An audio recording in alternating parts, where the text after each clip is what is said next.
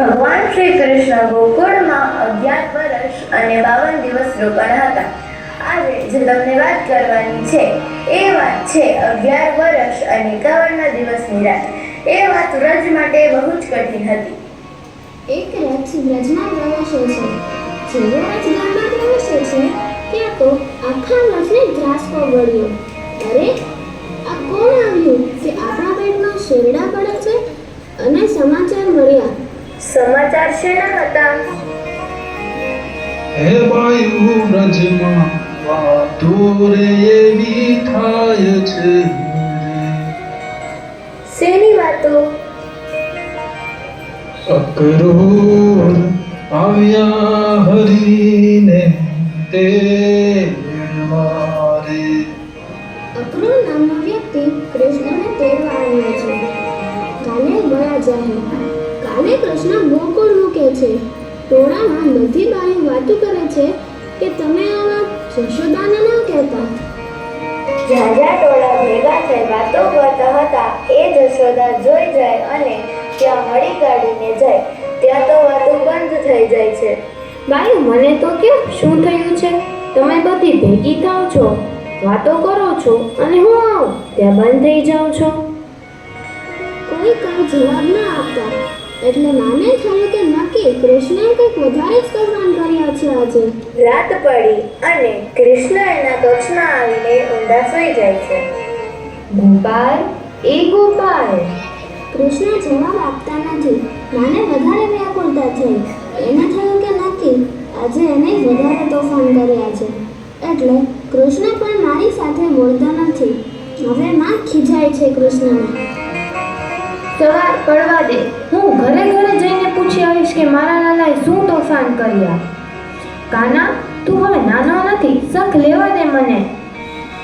કૃષ્ણ કેમ કહે સાહેબ? ઓરડામાં જશોદાને નીંદર નથી આવતી.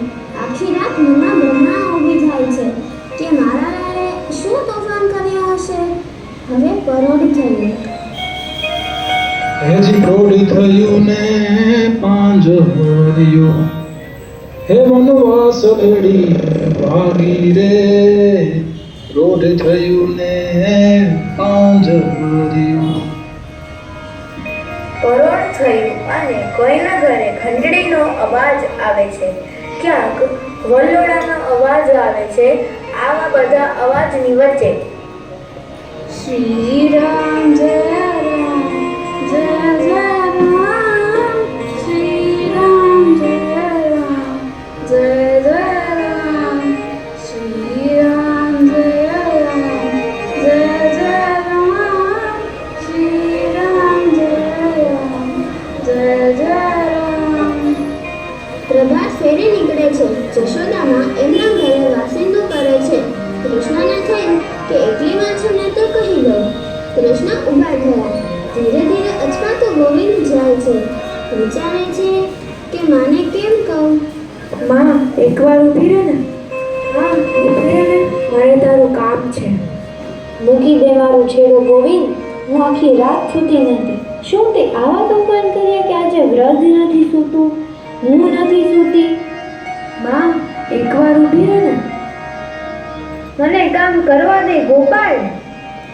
માં, હવે મને કહો. ગળું રૂંધાયું અને માને થયું કે મારો કૃષ્ણ આટલો ગંભીર ના હોય. સાવરણાનો ઘા કરીને કૃષ્ણની સામે જોયું ત્યાં તો એની આંખમાંથી શ્રાવણ અને ભાદરવો જાતા હતા. ગોઠણિયા થઈ અને માએ બે હાથે ગાલ પકડ્યા. ગોપાલ બેટા, હું તો મજાક કરું છું. બોલ ને શું કામ છે? માં, સાવધાન. બોલ ને ગોપાલ. કાકા અક્રૂર આવ્યા છે. આજે વ્રજ નથી સૂતું એનું કારણ આ છે માં. કાકા અક્રૂર મને તેડવા આવ્યા છે. આજે હું ગોકુળ મૂકું છું. બસ માધવ, આવું ન કરે બેટા. આવું કરવાનું ગોપાલ. કૃષ્ણને થયું કે હવે માની સામે માં નહીં મૂકું તો જવા નહીં દે. જો માં, એક વાત તને પૂછું. તું ઘડીએ ઘડીએ મને કહેતી હોય કે હવે તું નાનો નથી. માં, હવે એ કે તું ખરેખર મોટો થઈ ગયો છું. હા બેટા, તું મોટો થઈ ગયો છે. તો માં, તું જ હવે કે કે જો હું મોટો થઈ ગયો હોઉં તો મારે મારી માં દેવકીને છોડાવવા ન જવું જોઈએ. તને કરોડ દિવાળી ગોપાલ, તને ઘણી ખમ્મા.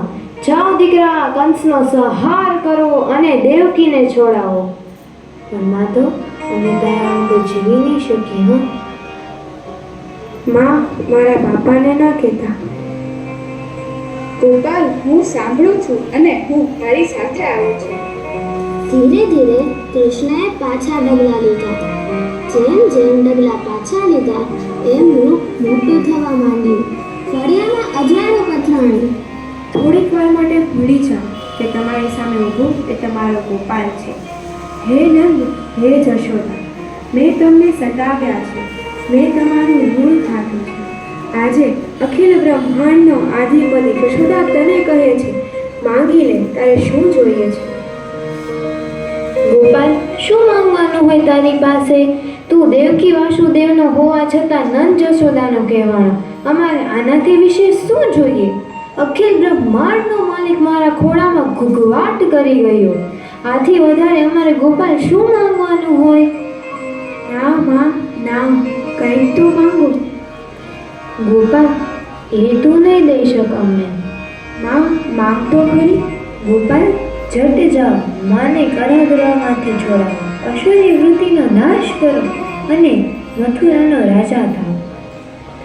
ગોપાલ, તું મથુરાનો રાજા થઈશ પછી તારે દાસ દાસીની જરૂર નહીં પડે. તને દાસ દાસીની જરૂર પડે તું મને અને નંદને બોલાવી લેશે.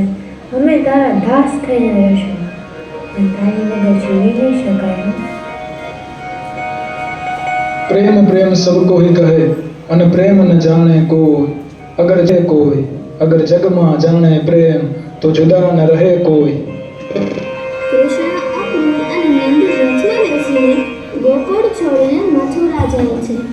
આખું રથ કૃષ્ણની વિદાયથી ચોધાર આંસુએ રડે છે. કૃષ્ણ મથુરા પહોંચે છે અને કંસની રાજસભામાં પ્રવેશે છે.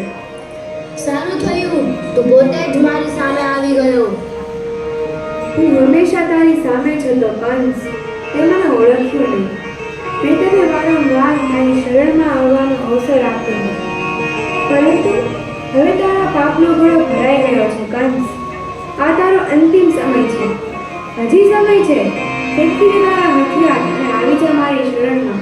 હું તને ક્ષમા કરી દઈશ કંસ, હું તને ક્ષમા કરી દઈશ. હા હા હા, કંસને રમવા માટે કહે છે. આ મહાબલી કંસને. મૂર્ખ બાળક, કંસ મરી શકે છે પરંતુ કંસ ક્યારેય નમશે તો નહીં જ. ખૂબ સરસ કંસ, તારું અભિમાન તને જ વેડ્યું છે. હવે તારું મૃત્યુ નજીક છે. તૈયાર થઈ જા મરવા માટે. કોનું મૃત્યુ?